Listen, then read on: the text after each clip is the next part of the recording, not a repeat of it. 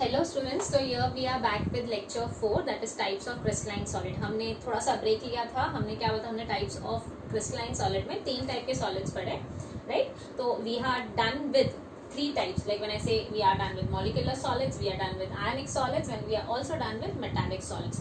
So moving ahead, we are going to start with the 4th type, that is covalent solid.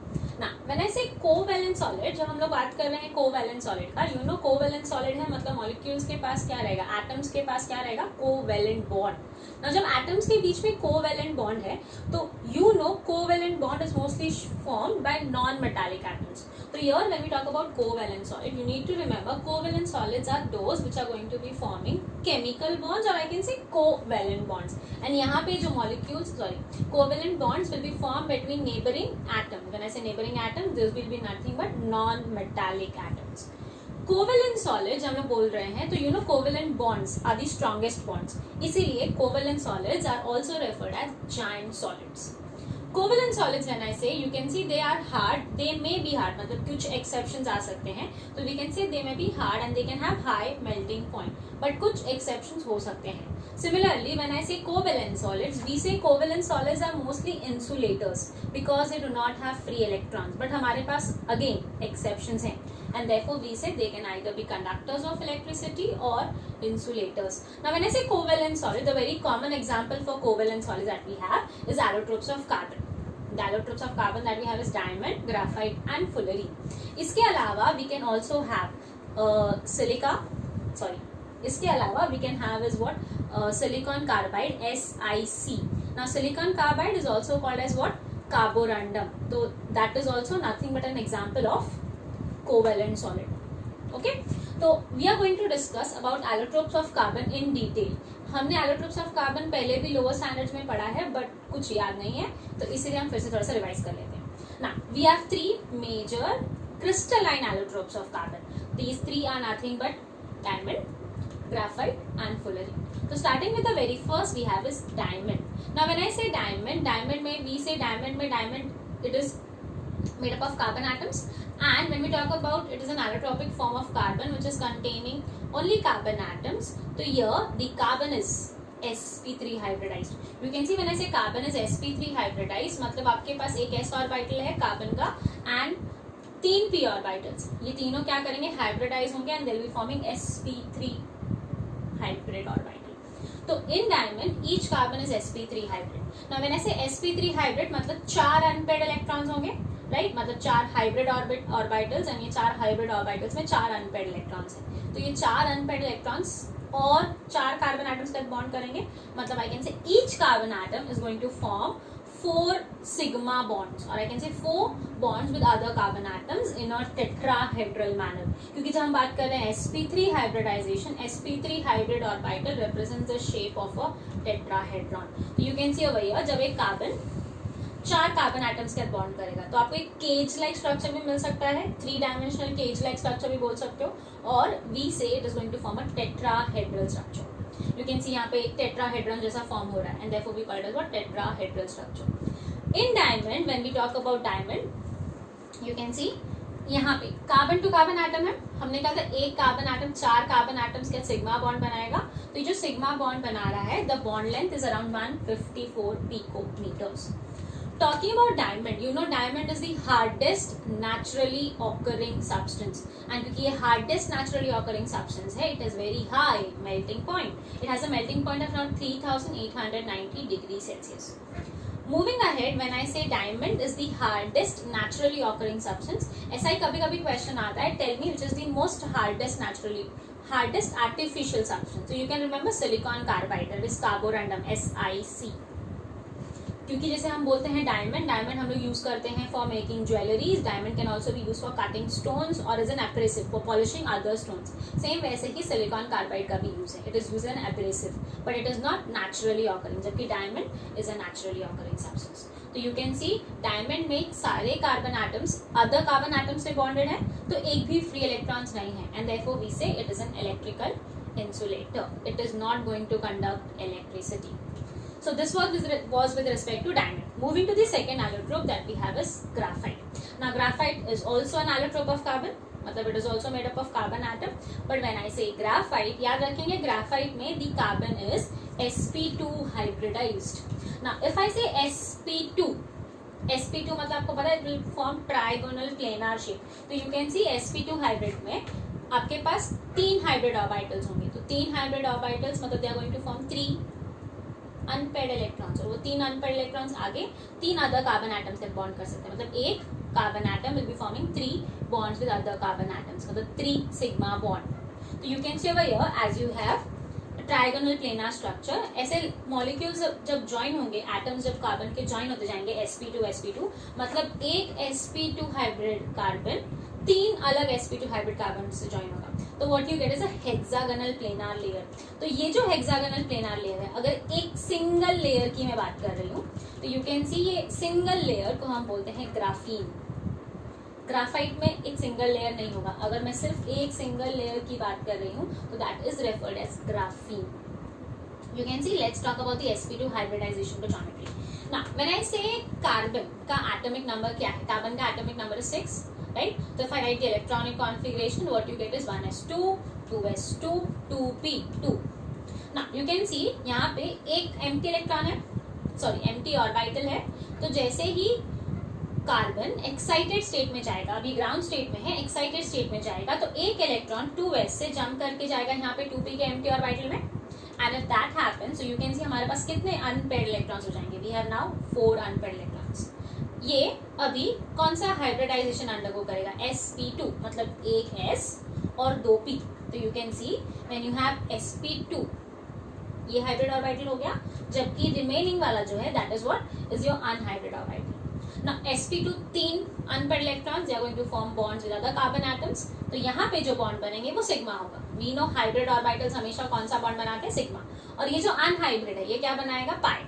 अब pi bond जब है मतलब will be having free electrons, delocalized electrons, और वो free electrons they are responsible for making graphite a good conductor of electricity. उसी के साथ साथ यू कैन सी अगर मैं ग्राफाइट में बोल रही हूँ कि बहुत सारे हेक्सागोनल प्लेनार लेयर्स हैं, तो you can see these hexagonal planar layers they are attached to each other. You can see यहाँ पे कुछ लाइंस ड्रॉ कर रही हूँ.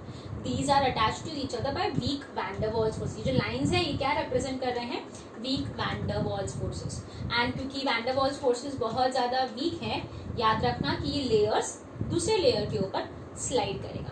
क्योंकि एक लेयर दूसरे लेयर के ऊपर स्लाइड करता है, इसीलिए हम इसे यूज कर सकते हैं एज अ लुब्रिकेंट. तो when we talk about graphite, as we said, you can say it is a good conductor of electricity. हम उसको यूज कर सकते हैं फॉर मेकिंग इलेक्ट्रोड्स. आपने ड्राई सेल देखा रहेगा, और किसी ने कभी वो ड्राई सेल फोड़ा है तो आपने देखा रहेगा अंदर वो ब्लैक सा लाइन मिलता है, that is nothing but graphite. तो you can see graphite can also be use for making pencil. Graphite और वैक्स जब आप मिक्स करते हो you get this pencils. It is use for lubricants. Graphite use होता है फॉर मेकिंग ब्लैकिंग प्रिंटर्स. पहले use होता था, आजकल बहुत कम यूज होता है. And we as we said we have is electrodes. So this was all with respect to graphite. Moving ahead with the third allotrope of carbon, that is fullerene. Now when we talk about fullerene, you can see fullerene is also composed of carbon atoms only. Entirely it is composed of carbon atoms. And when I say fullerene, हम बोलते हैं कि हम fullerene prepare कर रहे हैं by taking graphite only. हम क्या करेंगे, सबसे पहले graphite को heat करेंगे. जब हम heat कर रहे हैं, we are going to heat it in presence of some inert gases. You can see they are made by graphite by heating in an electric arc in presence of inert gases, helium or argon, कोई भी ले सकते हो. तो जब आपने graphite को heat किया, you know graphite is made up of carbon, तो आप जब उसको हीट करोगे तो आपको क्या मिलेगा, वेपर्स ऑफ कार्बन. अब यही वेपर्स ऑफ कार्बन जब हम कंडेंस करते हैं, तो कार्बन का जो वेपर है, जब आप उसको कंडेंस करोगे तो आपको कार्बन का सूटी मटेरियल मिलता है. जैसे आपने पेपर जलाया रहेगा कभी, तो आप जब पेपर जलाते हो तो आपने देखा रहेगा ऊपर बहुत सारा से काला काला मटेरियल उठता है, दैट इज नथिंग बट सूटी मटेरियल. ये जो सूटी मटेरियल कंडेंस होके मिलेगा, that will be containing your fullerene. याद रखना हमें 2 टाइप का फुलरीन मिल सकता है, C60 एंड C70. तो हम उसको क्रोमेटोग्राफी कॉलम से पास करते हैं ताकि आपको C60 मिले. C60 और C70 सेपरेट हो जाए. In this syllabus we only need to study about C60. C70 हमें सिलेबस में नहीं है. So when we talk about fullerene, you can see fullerene can be in the form of, उसका shape sphere भी हो सकता है, it can be in the form of an ellipsoid, or it can be also in the form of tubes. You can see these are nothing but diagrams where you can see they are in the form of spheres or I can say ellipsoids or tubes. Like जब वो sphere के form में होता है तो you can see it represents the shape of a football or I can say soccer ball. तो आपने football देखा है, व्हाइट और ब्लैक पैचेस होते हैं, राइट? तो यहाँ पे व्हेन आई से फुटबॉल में जब वो व्हाइट और ब्लैक पैचेस हैं, यू कैन सी शेप क्या है, पेंटागन एंड हेक्सागन. तो ये जो स्पेरिकल फुलरिन है इसे हम बोलते हैं बकी बॉल या तो Buckminster fullerene. We can call it what, bucky ball, या तो हम इसे बोल सकते हैं Buckminster fullerene. You can see over here previous diagram में आई कैन से यहाँ पे क्या है, पेंटागन, 5 मेंबर्ड रिंग है. तो आई कैन से ये 5 मेंबर्ड रिंग किससे सराउंडेड है, सब 6 मेंबर्ड रिंग से. बट अगर मैं बोलती ये हेक्सागन है 6 मेंबर्ड रिंग, तो ये हेक्सागन से भी सराउंडेड है और पेंटागन से भी. तो मैं बोल सकती हूँ 6 membered ring is surrounded by a 6 membered as well as 5 membered ring. यहाँ पे जब हम बोल रहे हैं कार्बन C60 फुलरिन, याद रखना C60 में ऐसे टोटल 20 हेक्सागन्स होंगे और 12 pentagons. Total 20 hexagons and 12 pentagons. हाँ, अगर आपको कभी कोई पूछता है C70 तो याद रखना C70 में 25 हेक्सागन्स होंगे और 12 pentagons. Talking with respect to fullerene, you can see over here एक सिंगल कार्बन एटम कितने बॉन्ड्स बना रहा है, 1 2 3. मतलब अगर 3 बॉन्ड्स बना रहा है मतलब ये कार्बन भी क्या है, sp2 hybridized, जैसा सेम ग्राफाइट में था. Fullerene, you can see when you use fullerene with transition metal, it is mostly used as a catalyst. Normally जब हम बोलते हैं फुलरीन का अगर हम लोग स्पेरिकल लेयर ले रहे हैं तो हमने बोला बकमिंस्टर फुलरीन. अगर सेम फुलरीन ट्यूब शेप में है तो हम उसे बोलते हैं कार्बन नैनो ट्यूब्स और you can also call it as bucky tubes. Same way अगर फुलरीन टेनार लेयर्स में है तो हम उसको ग्राफीन भी बोल सकते हैं, जो हमने पहले ही देखा. And graphene is a newly discovered substance and it is a very good, it has very good electronic properties. उसके अलावा fullerene can be used as a high strength material और फॉर इलेक्ट्रिकल कंडक्टर्स और for making semiconductors. As I said carbon nano tubes, तो carbon nano tubes आजकल बहुत ज़्यादा use हो रहा है because of its very small size for making semiconductors. इसी के साथ साथ अगर फुलरीन कंबाइन करता है with alkali metals, like if I say it combines with potassium के, अगर वो पोटेशियम के साथ कंबाइन करता है तो एक कंपाउंड बनाता है जिसका फॉर्मूला है K3C60. K3C60 is used as a super conductor of electricity. You know super conductor मतलब वो इलेक्ट्रिसिटी कंडक्ट कर सकता है जब रेजिस्टेंस क्या है, 0. So this completes your types of crystalline solids. में हमने चारों टाइप पढ़ लिया है, ionic, metallic, covalent and molecular solids. So on the basis of this we'll solve some of the MCQs. सबसे पहला you can see which solid will have the weakest intermolecular force. तो यहाँ पे हमारे पास options है ice, phosphorus, naphthalene and sodium fluoride. सबसे पहले बना इसे ice water से बनता है, आपको पता है. तो I can remember hydrogen bonded ice is a molecular solid. phosphorus P4 मतलब PP के बीच में कौन सा बॉन्ड रहेगा, नॉन मेटल है, राइट? तो नॉन मेटल है मतलब it will be a covalent solid. Naphthalene अगर याद है बेंजीन में एक रिंग होता है तो नैप्थलीन में 2 रिंग्स होंगे, राइट? मतलब C कार्बन कार्बन क्या बॉन्ड रहेगा, कोवेलेंट, तो it is also covalent solid. Sodium fluoride NaF, Na cation, F anion, मतलब ये हो गया आयोनिक सॉलिड. तो on the basis of this if I talk about the order of strength of the solid, सबसे ज्यादा strong होता है हमारा covalent solid. Then you have is metallic solid, we have is ionic solid and the least one is molecular. तो हमें क्या पूछा है, which of the following is weakest, मतलब molecular solid सबसे weak है. तो यहाँ पे आंसर सिंपल कौन सा आ जाएगा, ice. इसके लिए एक सिंपल ट्रिक याद रख सकते हो, जब आपको क्वेश्चन में फाइंड करना है molecular solids मोस्टली वही होंगे जो रूम टेम्परेचर पे या तो गैस होते हैं या तो लिक्विड. एक एक्सेप्शन मैंने बता दिया था, आयोडीन, वो सॉलिड ही रहेगा, पर बाकी सब गैस या लिक्विड में रहेगा. Next question. Which of the following is a molecular crystal? You can see first silicon carbide, NaCl, graphite and ice. Answer अपने आप आ गया. Silicon carbide you can see carborundum, अभी हमने देखा था, covalent है. NaCl ionic है. Graphite covalent, तो ice hydrogen bonded molecular solid. Third question. Solid CO2 is an example of which crystal? You can see ionic, covalent, metallic and molecular. Now when I say solid CO2, carbon dioxide gas होता है but हम उसको convert कर सकते हैं into solid.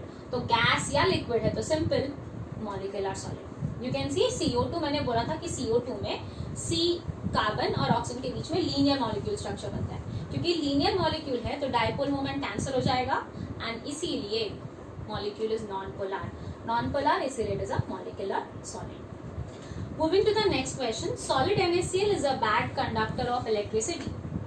Solid NaCl जब solid है तो बैड कंडक्टर क्यों है? No ions, covalent nature, no velocity of ions और no electrons. You can see जब हम बोलते हैं सब्सटेंस गुड कंडक्टर है तो it is a good conductor because of the presence of flow of free electrons या फ्लो ऑफ फ्री आयंस। अब जब NaCl का बात कर रहे हैं तो NaCl में Na+ और Cl- दोनों आयंस हैं, तो I can never say no ions. NaCl बनता ही आयन से है। कोवेलेंट नेचर नहीं, नो वेलोसिटी ऑफ आयंस या नो इलेक्ट्रॉन्स, हम NaCl में फ्री इलेक्ट्रॉन्स का बात ही नहीं कर सकते, तो यहाँ पे सिंपल ऑप्शन बच जाता है नो वेलोसिटी ऑफ आयंस। जैसे सेड कि कोई भी सब्सटेंस अगर एक गुड कंडक्टर है तो it is because of free electrons. जब हम NaCl का बात कर रहे हैं, अगर सॉलिड NaCl है तो आयंस फ्रीली मूविंग नहीं है, मतलब वेलोसिटी नहीं है, and therefore the answer is no velocity of ions. So this completes your part with respect to the types of crystalline solid. I hope you all have understood the 4 types.